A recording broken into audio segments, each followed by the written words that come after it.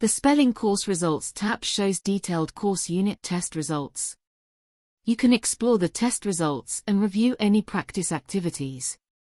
Click on a percentage score or a magnifying glass to view more detail. The yellow certificate icon indicates that you can print certificates for any completed units. Each time you come across an alien character, it represents feedback from students. You can roll over the icon and see feedback about the students' feelings regarding their work.